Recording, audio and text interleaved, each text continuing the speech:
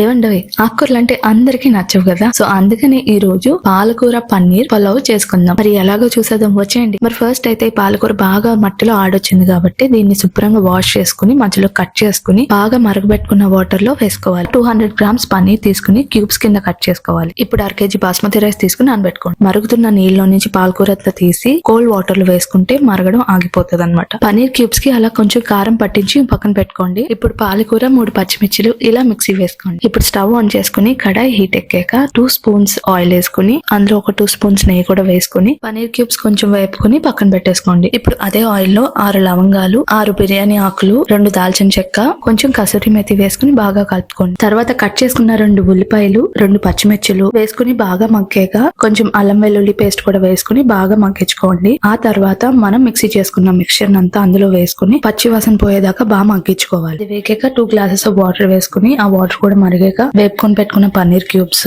నానబెట్టుకున్న బాస్మతి రైస్ కూడా వేసేసి బాగా కలిపేసి మూత పెట్టేసి మగ్గించండి. అలా కొంచెం మగ్గాక గరం మసాలా అండ్ కొత్తిమీర వేసుకుని ఒక్కసారి మిక్స్ చేసుకుని మగ్గాక వేడి వేడిగా తింటే ఉంటదండి. మళ్ళీ మళ్ళీ ఇదే చేసుకుంటారు. సరే మరి ఇంతే. మరి ఈ రోజుకి వీడియో నచ్చితే తెలుసు కదా, లైక్ చేయండి, షేర్ చేయండి, కామెంట్ చేయడం మర్చిపోకండి, సబ్స్క్రైబ్ కూడా. ఉంటాను మరి, మళ్ళీ రేపు కలుద్దాం.